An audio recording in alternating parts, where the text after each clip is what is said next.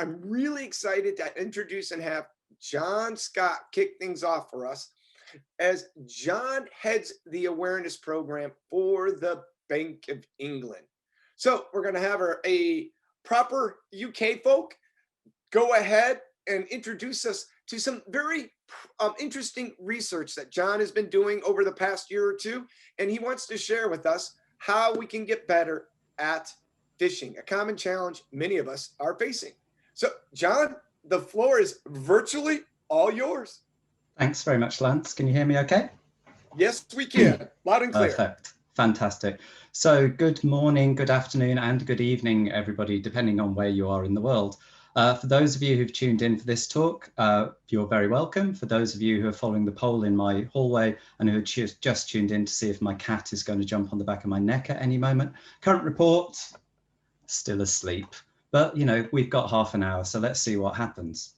So, as Lance said, my name is John Scott. I run the security education program at the Bank of England. I've done that for about 5 years now. I'm also, as of about a month and a half ago, a SANS instructor for MGT 433, which is something I'm very happy about. And also, as of a couple of months ago, I'm the proud holder of an MSc in cybersecurity and human factors. This is mostly about the last of those things. So, what is the problem that I'm hoping we're going to fix? I went and looked at a number of different vendors. Like everybody else, we have a phishing platform, or like many other people, we have a phishing platform. And one of the problems is when you go and look at the vendors, you see some pretty hard numbers. Now, I'm not going to make you read through those screens. Have a look at this. I've just pulled out the really important things there. All of the vendors promise you the earth. Up to a 95% reduction in clicks, up to a 90% reduction, clicking minimized to 2%. And those are fantastic numbers, aren't they? I mean, they're brilliant. They're the sort of things that you could put in front of your CISO and say, this is what we'll get if we commit to paying these people this amount of money. And, you know, won't this be brilliant? Problem is, many, many years ago, I trained as a librarian and we did a stats course. It was an introduction to stats, but what was most important is it was the assumption that we wouldn't be doing the statistic ourselves. It would be actually, we would be the recipient of statistics. So this was a management approach to statistics. And our tutor made us read a book called How to Lie with Statistics. It was written in the 1950s. And it's, if you get the chance, there are PDFs available online of various different levels of legality, but if you get a chance to read it, it's just literally called How to Lie with Statistics. It's brilliant. And the picture that I've got on the left-hand side of the screen there is an example of how if you've got great wage disparity between the lowest paid people and the highest paid people in your country, and you actually say, hey, well, our average salary is this, $5,700. This was annual salaries, by the way, which gives you an idea of how old the book is. Then you've actually got you have got an unbalanced picture of what salaries are like at that company. If you take the median salary, you're actually much closer to an honest picture. So with this learning in mind, something that's stuck with me over the last 30 years, the first question is 95% of what? Yeah, 95% reduction, up to 95%. What does that actually mean? What is your basis for comparison? Because a single data point is useless. It is not information. We need a basis for comparison. So what phish are you using? And as anybody who's done any maths or mathematics classes, especially if you're doing an exam, you don't get points for the answer. You need to show you're working. So I had this at the back of my mind. The next thing was a conversation with my boss. Now, we started phishing people back in June 2014, and we'd got, you know, the first bump there going up to the sort of 32s was before we actually started campaigning. And then we started really pushing out our phishing awareness campaigning messaging in July, in 2015. And you can see that we got quite a good drop down to about 15%. Then really fantastic work in February in 2016, We're phishing 4 times a year, every 3 months roughly. And basically what we saw is we could get it down to about 10% within year 1 of the awareness campaign, and reliably, mostly reliably, down to sub 5% in year 2. So I had a conversation with my boss in December, because he was reporting, the CISO was reporting this up to whichever board he was having to report to. And I said, well, I've got some good news and some bad news. And he said, great, give me the good news. And I said, we've got our click rate down to under 5%. And he said, fantastic, what's the bad news? And I said, in January, it's going to go up. And he said, does it have to? He didn't, but I knew that's what he was thinking, right? Because that's a great number, sub 5%. So he said, why is it going to go up, John? And I said, well, the thing is, if we are treating this as a training exercise, which it is, we're very strong on that. This is not a punitive exercise for us. We don't have a consequences policy that has anything beyond take more training, right? If we are treating this as a training exercise, what I've shown is that the organization has got good at this. So now I need to train them harder. Now I need to test them harder. Now I need to raise the bar. Because what we were doing was really not taking much account of the sophistication of the phishes. And we all know, just from working in security awareness, we know that a phish can be as simple as the mousetrap with free cheese on it, and all of us who are working in the profession look at it and go, why would anybody fall for this? All the way up to the example on the right is a particular favorite of mine. It's a phishing attack that I had, and they'd spoofed the number, so it looked like it was fitting into all the other calls I've had with Apple. There's only one thing on that screenshot which gives it away that it wasn't Apple, and that's that the homepage is HTTP rather than HTTPS, which is what the Apple homepage is. So we know that there's a range of sophistication of phishes. And what I wanted to say to my boss is, I need to get across to you, we need to up the sophistication. We've trained people on the basics. They're good on them now. We can show that they maintain that. How do we go up? We also have to take into account something like this. Now, this is a phishing email that I sent out to my organization, roughly. I didn't use that Gmail account, but it was just a random email address. Doesn't really matter what it was. Subject line, literally just FYI, attachment, .com.doc, old style Word document, therefore capable of having macros in, which is what we're looking for, and nothing in the body text. And as I sent this phish out, as it was received by about 4 or 5 people in the security team, I got direct emails to me, copy it with this saying, are you just massaging your stats downwards? And I just replied to each one saying, wait and see. Because this is a curiosity lure. There is nothing in there that tells you what this email is about unless you go into the document. This was our second highest click rate of any phish I've sent to the organization. We got about 38% on this. But interestingly, I chatted to a friend of mine who works for another financial institution, and she said, oh, that's interesting, let me try. And she sent that out as their next phish, and they were down in about 6-7%. So when we start talking about sophistication of phishes, we're having to talk about situationality, right? We're having, if I haven't just made that word up, we're having to say, what's the actual situation here? So this is what happened.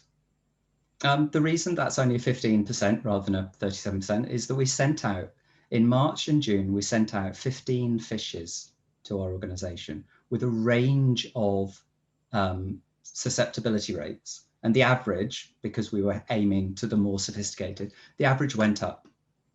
We repeated it in June, we got much the same, and then people started getting wise to it and we started seeing a drop in October. But I had to explain this to my boss because I knew he had to explain it to other people. And so I gave him a long and involved, this is what it is, and this is what it is, and this is what it is. And he just went, John, I can't use that. I can't go to the board and say, John Scott would like to talk to you for 15 minutes about why the click rate has gone up. And I went, yeah, but it's complicated. And he went, okay. Work out how to make it simple. Thanks. Oh, and one final thing. I'd started my MSc at that point and I needed a thesis. I needed something that was going to enthuse me, that was going to be useful for my work, because they were paying for my degree after all, so they should see some outcome from this. And what I thought was this simple mathematical equation. I need better metrics for my CISO. I need to write a thesis. I don't like click rate. Success. Well, as anyone who's written a thesis knows, this is not success. This is the start of months and months of pain. But it led to success, which is the really great thing. So what was the idea we had? I would create 10 phishing emails, different levels of sophistication. I would get my community, that's you guys, and many of you may have actually taken part in this. I would get you to assess them. Would this work in your organization? And then I would actually run them live. So I could see, did our assessment work? Did we get it right? I created 10 Phishes. These are the examples. In my team, 3 of us at the time, we created these Phishes together, and we classified them by how we thought they'd work. A simple 1 to 5 scale, or if you want to use qualitative rather than quantitative, we just went simple, basic, intermediate, difficult, and complex. And this is how we assessed each of the Phishes, 10 Phishes, 2 at each level. We then went out to I went out via Twitter, I went out via LinkedIn, I pasted it on the SANS community, and I said, I want you to do 2 things for me, please. Here's a questionnaire to fill out. I will show you each phish. Now, they were a little bit weird because I'd taken the localization out of them. So there's little bits of red where it said, in your organization, this is your organization name. For us, Bank of England. For you, it might be whatever your organization is. So it needed a little bit of thinking about, but I said, I want you to assess them in 2 ways. Go through each 10, and just on a 1 to 5 gut reaction, would this work? Reason for that was because of that doc1.doc email.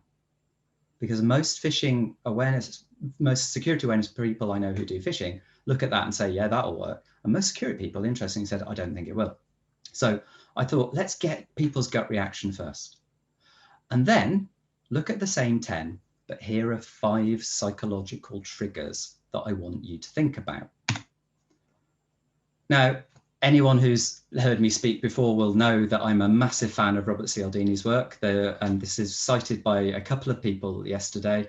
If you haven't read it, I mean, wait until the end of my talk, but then drop everything and go and read it, because it is just brilliant. He's studied salespeople, so he went out with door-to-door salespeople, and he gathered a series of 6 different psychological triggers that salespeople use to get their own way. Now, I've modified them slightly, and that's because, and if any of you want to read the full thesis and the 7,000 word literature review chapter, you're welcome to, but I've modified them slightly because he wrote quite a long time ago. The original book was 1984, and there's been a lot of research on phishing since. So I actually looked at 5 triggers. I looked at how much authority is there in this? How much is there just a sense of curiosity that might want to get out? Is there a punishment or reward? Because actually there are 2 sides of the same coin. Is there time pressure? And how specific is it to the reader? Okay. And for each of these, it's a 1 to 5 scale. Now, I'm aware, for example, of the NIST paper that's come out recently that takes a similar approach to mine, but it's got a lot more complex number of choices. And I know other people, I know Masha Sadova has done some work on this, and she's got about 7 or 8 choices, all of which I think, I can look at each of those triggers that both of those people have just gone, yeah, I would have put that into. But bear in mind, one of the things I needed to do was I needed to say, make this simple. Because if I can make this a useful tool for people like us, you're literally making 6 choices and it spits out a number at the end if you've got the Excel spreadsheet. And it spits out a 1 to 5 that says this is a level 1 phish, this is a level 5 phish. So we did that. And I got about 80 responses, which was brilliant, statistically significant. I'll talk more about those in a second. I then ran them against my organization, roughly 550 people per phish, ran it 3 times to get a good range. And each time, each phish went to a different person. We used randomization and then double checked to make sure nobody received the same phish twice. So each phish theoretically was seen by roughly 1,500, 1,600 people. Again, if you've read the NIST paper, one of the things where I think they themselves call that out is that they say they tested this against 70 people. So it's, where their work is very interesting. I think one of the things they specifically say is we need to get this out to a wider audience. So I ran it against our organization and then just averaged the Phishes. Okay, so, Phish 1 in Group A, it was this many. In Group B, July it was this many. In October, this many. In January, it was this many. What was the average? Using the median. Remember how to lie with statistics. And then I wrote the analysis, which is, does an assessment that was carried out by my peers in stage 2 match the actual Phishes? There's also an interesting question about whether we're any better at it. I'll spoiler, not really, but we'll come on to that in a second. Did it work? Kinda. That's a correlation line. That's using the Pearson coefficient, but it's a negative correlation line. So the first, I'll come back into the results in a second, because there is some good news. But one of the really fascinating things was that in 2 of the methods I used, there was a negative correlation. What does that mean is, as the security awareness professionals and other security professionals thought this became more complex, actually it became easier to spot. We'll come back to that. So who did I ask? As I said, somewhere around 80 people responded, mostly because of where I asked. Roughly half were security awareness professionals, another 35% non-security awareness professionals, and 17%, for security professionals who aren't awareness professionals, and then non-security professionals making up the rest.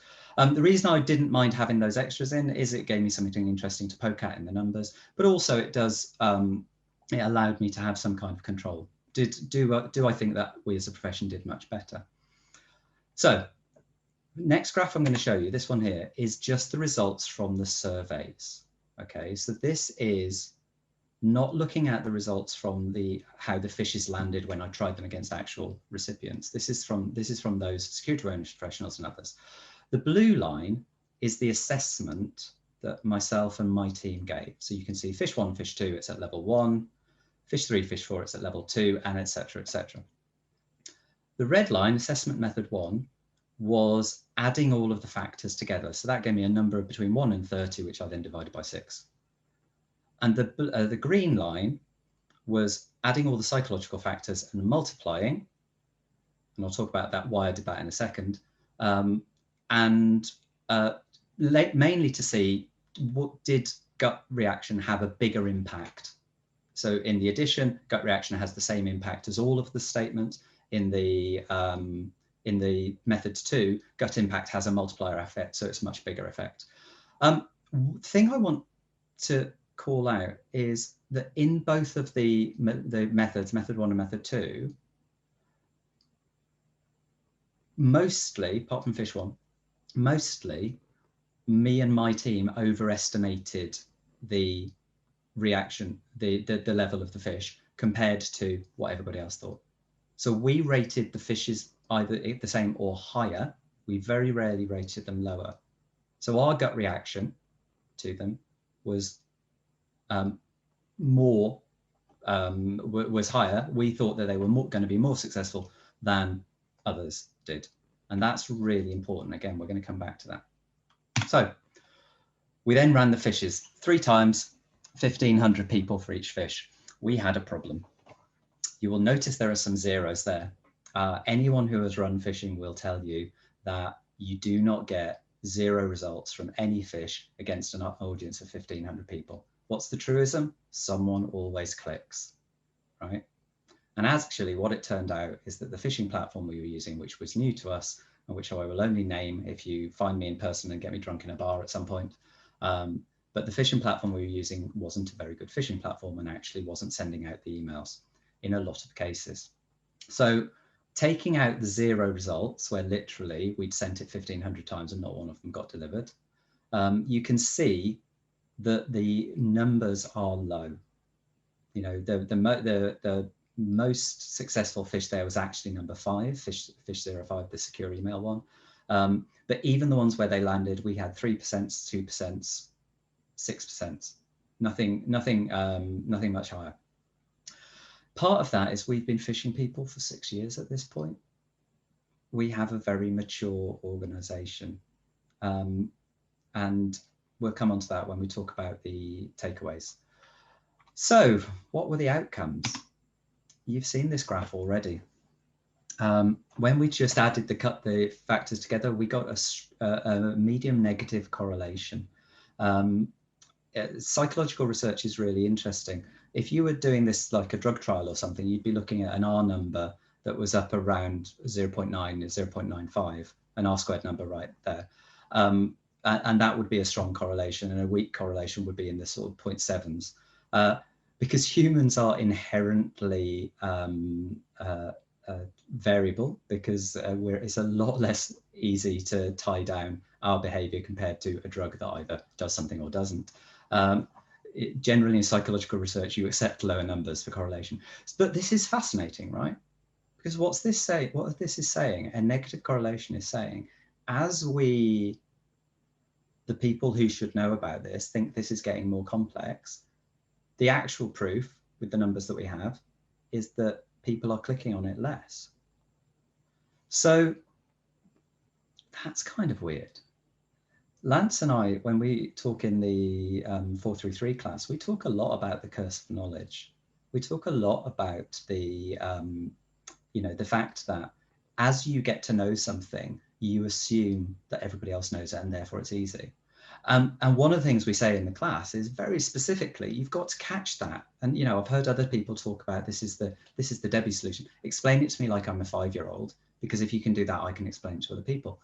And I wonder if that negative correlation is because the people who were assessing it were actually looking at it and going, well, obviously I wouldn't fall for that, but I'm a professional. I know what I'm doing. I actually, I'm probably using the curse of knowledge. I'm probably overemphasizing how much I would worry about that. Sorry, I'm probably overemphasizing how easy that is to spot. So I'll actually mark it harder.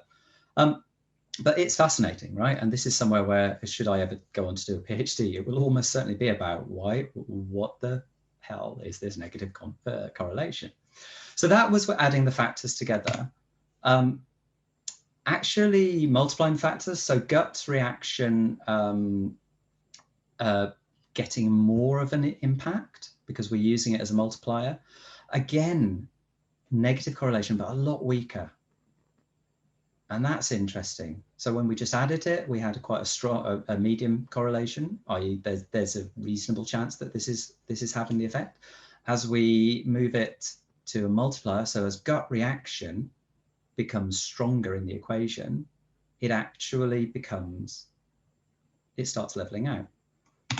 So it may not surprise you to see that when we actually just measured the gut reaction against how many people clicked, positive correlation, reasonably strong one as well. And isn't that funny? Our gut reaction is right. If we think it's a sophisticated fish, the evidence shows that it is. But I want you to remember the caveat that I made. Gut feel is important, but not your gut feel. That was the gut feel of 80 people averaged out, okay? And I showed you in one of the earlier slides, my team on their own, just the 3 of us, we had that same problem. The things that it's that negative correlation, the same things that we saw in the fishes that we thought were stronger turned out not to be. So I know this is very different than this paper, but actually my research is pointing towards your gut feel is good as long as you spread it out wide enough. So, maybe we should all just start crowdsourcing our fishes. I think it would be fascinating for me if anybody wants to reach out and collaborate. I'm very, very happy to share the original fishes. I would love to see how this worked against other organizations, because my feel is that we'll probably see the same results, but the percentages might be higher if you've got an immature organization. But anyway, so yeah, anybody who's interested in this, who's running Phishing and who is willing to give this a try for one of your organizational fishes, reach out to me. I'm very, very happy to talk about this. But the final thing, we have to take that zero hypothesis, the null hypothesis that I'm wrong. and that there isn't, that these factors weren't anything to do with it. The bottom line, I think, is we have to start thinking about this. And it's why I was really interested to see the NIST paper and why I read it avidly, because I think we're all starting to get to the point of saying, actually, we do need to think about this. We do need to think about reporting the sophistication or assessing the sophistication, because we know that the more sophisticated an email is for our organization, or for even for subparts of our organization, the more likely it is to work. I think that's true. I think everyone will. Now, final thing, and then I want to see if there's any questions. You will notice I have not mentioned reporting at all here. And that's because of a very simple thing. We focus on reporting strongly. Reporting, or in fact, we use the PhishMe, the CoFence, PPI, the ratio between reporting and susceptibility. That is now one of our key metrics. So reporting is massively interesting. And for a long time, I was very much in the reporting is all that I care about. I don't care about the click rate, because someone will always click, right? I'm coming around to a slightly different point of view now, which is that reporting is the behavior change that we want to see. Reporting is the thing that we want people to do. But click rate is still a valid risk reduction metric if we are doing it intelligently. If we've got an idea of what sorts of phishes our organization is responsive to, when. I've had a really great conversation with a woman called Dr. Emma Williams, who was at Bath and Bristol universities. And she said she thinks that she would love to do a phishing study where people just got blood sugar monitors attached to them and they got sent a phishing email. Maybe now with Apple Watches, we could actually do this. Because her hypothesis was that more than anything else, your likelihood of clicking on a phish is going to be down to your ability to make a decision at that point in time. Why blood sugar? We're worse at making decisions when we're hungry. Now, if it's that focused, maybe there's not so much we can do about it. But I certainly think this is an interesting and a fruitful area for future study. So my key takeaways there: trust your gut feel, or test your gut feel. Get other people to look at it. If anybody wants to come and work with me, great, that'll be fine. And think about this. More than anything else, however you end up doing it, whether you follow a model like Masha uses, or you use the NIST model, or you work with me on mine, you use your gut feel, start thinking about how you're reporting these differences, because you're going to give a more nuanced conversation to your CISO and to their board, and they're going to appreciate that. That's everything I wanted to cover. Thank you all very much for listening.